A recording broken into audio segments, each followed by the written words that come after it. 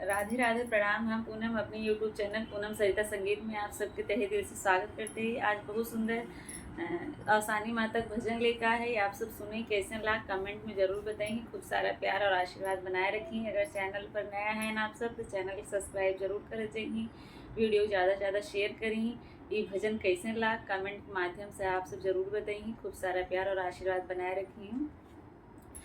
आवाय अवसानी मैया अंगना तोहर रैया निहारऊं। आवाय अवसानी मैया अंगना तोहर रहिया निहारऊं। रहिया निहारऊं मैया रहिया निहारऊं। रहिया निहारऊं मैया रहिया निहारऊं। आवाय अवसानी मैया अंगना तोहर रैया निहारऊं। आवाय अवसानी मैया अंगना तोहर रैया निहारऊं। गंगा जमुनवा से जलवा मंगाए। गंगा जमुनवा से जलवा मंगाए। पौआ पखारऊं मैया अंगना तोहर रैया निहारऊं। पौआ पखारऊं मैया अंगना तोहर रैया निहारऊं। आवाय अवसानी मैया अंगना तोहर रैया निहारऊं। आवाय अवसानी मैया अंगना तोहर रैया निहारऊं।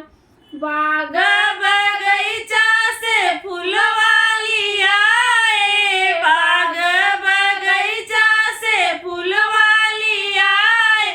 तो का चढ़ाऊं मैया अंगना तोहर रैया निहारऊं। तो का चढ़ाऊं मैया अंगना तोहर रैया निहारऊं। आवाय अवसानी मैया अंगना तोहर रैया निहारऊं। आवाय अवसानी मैया अंगना तोहर रैया निहारऊं। लवंगा इलायची के बीरा लगाए। लवंगा इलायची के बीरा लगाए। तो का खियावऊं मैया अंगना तोहर रैया निहारऊं।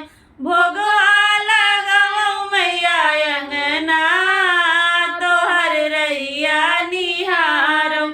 आवाय अवसानी मैया अंगना तोहर रैया निहारऊं। आवाय अवसानी मैया अंगना तोहर रैया निहारऊं।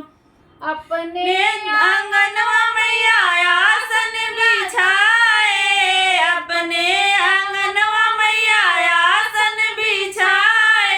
रेशम के तकिया लगाए हो तोहर रैया निहारऊं। रेशम के तकिया लगाए हो तोहर रैया निहारऊं। आवाय अवसानी मैया अंगना तोहर रैया निहारऊं। आवाय अवसानी मैया अंगना तोहर रैया निहारऊं।